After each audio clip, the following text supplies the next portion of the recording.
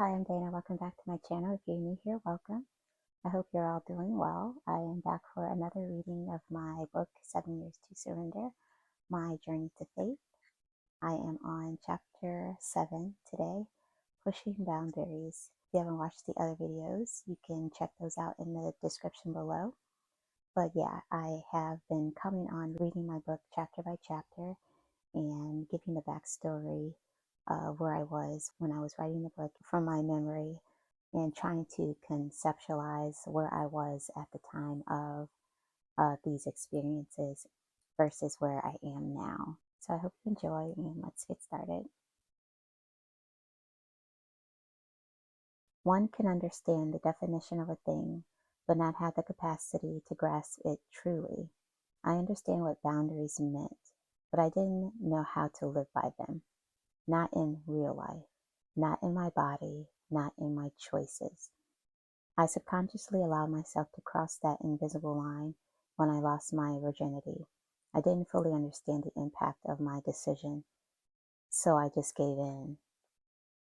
To pressure, to pleasure, to longing. I wanted to be wanted. I craved being held and kissed. I wanted to feel beautiful and needed. Why was that wrong? Why was it a sin? I loved God. He knew that.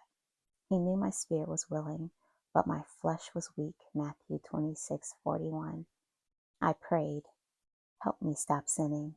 I was contrite. He would forgive me, but I didn't know what the consequences would be. I didn't know what the punishment would feel like. Unbeknownst to me, getting an STD was a manifestation of my shame, a living, breathing consequence. There's the ick factor, of course, something no one wants to admit. Even though we all know how common it is, we hide. We tuck away the dirty secrets buried under our church clothes and casual smiles. I accepted it as punishment, but over time I began to sense God didn't allow it to happen to me to punish me. He allowed it to become part of my story. I always went to church. I prayed. I repented. I listened. I kept striving to be saved, whatever saved meant. I kept one foot in religion and one foot in the world, and I assumed the prayers of my elders would cover the parts of me I hadn't figured out yet. After Lef and I broke up, I casually dated. Life had its ups and downs. I got my own house just before we split, and while that felt empowering, there were plenty of lows to match the highs. I had a couple of close cousins I confided in. One in particular, I told them things I didn't tell anyone else. But none of us really knew what we were doing. Either you were super religious or you were a sinner. There didn't seem to be any in between. After graduation, I'd visit them and we'd have a blast. They made me feel seen, known, and relaxed, free. They were several years older than me and knew how to have fun.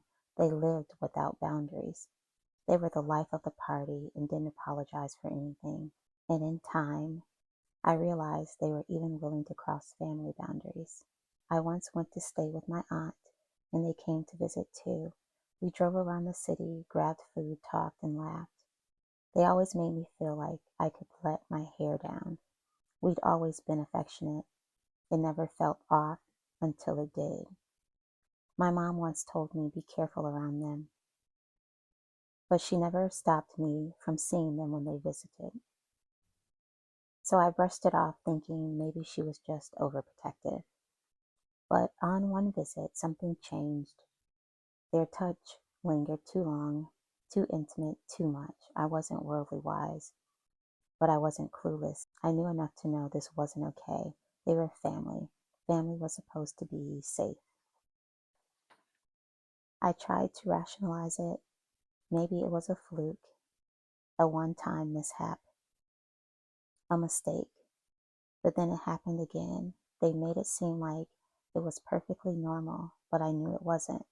So I stopped talking to them for a year. I never explained, but I told myself they must have known. Surely they understood the silence meant something. Surely they realized I was setting a boundary. I assumed they knew. My mind conflicted with my life experiences. I always believed my family was safe, and I didn't know how to make sense of what had happened. I realized that safe places can shift. The people who are supposed to protect you can still hurt you. And when you're young, that lesson gets buried deep in your body, your beliefs, your voice, another secret, another door locked tight, another room I'd have to reopen one day. Whew. When I read these chapters, I'm just like, I don't want to talk about this. But yeah, so that was the thing. That's the thing that sticks out in my life, and what happened in the past is not knowing how to set boundaries.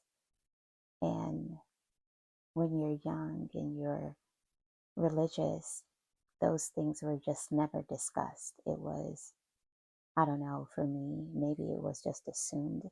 I mean, I'm sure not all of my cousins or family members experienced what I went through, but for whatever reason, this experience came my way, and I didn't really know how to process what was happening.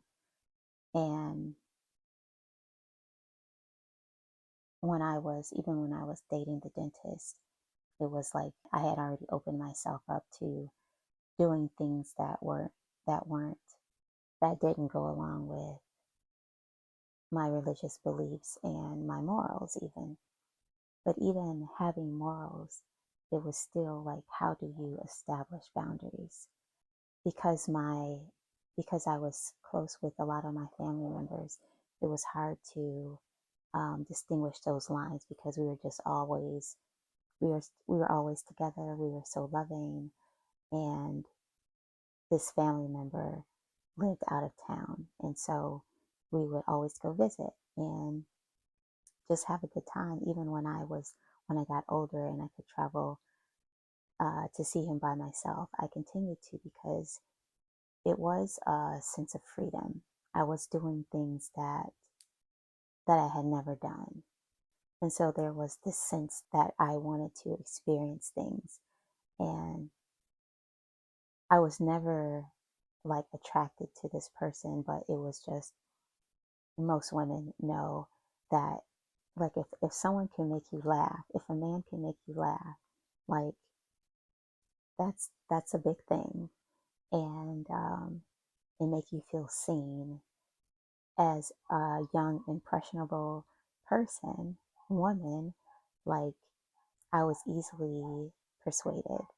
And and so just the more and more we talked, the older I got, the sense of being free, and basically not having boundaries. It was something about that.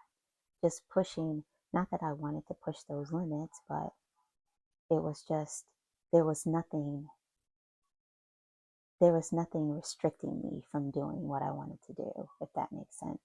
Because I hadn't really developed a relationship with God to know how to live my life. And I was doing an interview with some pastor friends of ours. She put me on the spot, saying that I left the readers hanging and not explaining what happened. And the truth is, we were intimate, and I allowed myself to be intimate with him because he made me feel like he was just another man and not a family member. And so, almost like we were in a relationship. And I feel like actually, he was basically grooming me. And because of my love for him and my immaturity and my lack of boundaries, it was like I chose to keep him in my life because of the fun that we did have. It was like basically having him as a friend was more important than setting a boundary or hurting him by standing up for myself. And honestly, I didn't even have the tools to stand up for myself. I didn't feel like it was more important to be nice, to continue to love him than not have him in my life because of what he was doing. I didn't realize any of it until Tim and I got together. I didn't realize that I didn't have a voice, that he was using my niceness as a weakness. It's crazy to think about it now that I have my voice and now that I can talk about it and hopefully help someone to realize like that people will use your vulnerability, your niceness as weakness. And because I valued his friendship, I was willing to allow him um, to cross those boundaries. And I feel like part of the reason why I allowed myself to do that because of like when you feel less of yourself because I did contract the STD, it was a sense of shame. And I think that had something to do with why I did allow myself to be in his company. And I felt like I lived a lot of my life with that shame and basically not feeling worthy that I could have better, that I didn't have to allow myself to be in his company. So it was definitely a hard lesson to learn.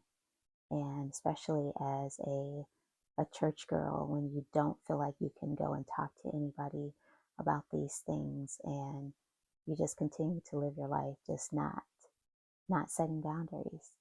It was still all a part of my journey and why I'm still sitting here, why I have overcome, why I can now use my voice and hopefully help someone understand you can stand up for yourself even when someone is being nice or they have a good guy reputation or they're funny and everybody loves them. It causes you to feel like you can't expose this person. And that was a big part of it too. But I'm now on the other side and now I do have a voice and I can use it. And I have to, even now, I have to be in a place of using my voice and not allowing people to use my niceness for weakness, to have that confidence and to know, regardless of any STD, that I am still worthy. I still have a voice. I can still be nice, but I can still stand my ground and not allow anyone to violate my personal space or anything that feels uncomfortable for me. And that's a good feeling. Even though this was a lesson that, or an experience that I had to go through for this story, for my story, I just want people, like boys and girls, to realize that regardless of your situation, you have a voice. It's okay to use your voice and speak up. You don't have to be mean, but to know how to use your voice is powerful. To actually do it, to actually have the courage to do it is huge. And sometimes we just don't have that courage at a young age to even to be able to conceptualize what is happening. I think that was a big part of it too, is that I didn't even know how to place it because he was a family member. And I just want to come on here and just be an encouragement to someone. So hopefully that makes sense. The biggest thing too is these secrets that start accumulating because of shame. And it's nothing that I did wrong, but I just didn't know how to use my voice. And so I started accumulating these secrets. But to now be on the side of exposing those secrets, that's what this whole book is about. This is a very pivotal chapter in this book is pushing boundaries. And even though I went through these experiences, there's still part of me that is grateful that God allowed me to take all the boundaries off and experience things and learn the lessons and get my voice back. Whew, that was a rough one. Anyways, yeah, leave your comments down below, share, and I'll see you next time. Thanks for watching. Bye.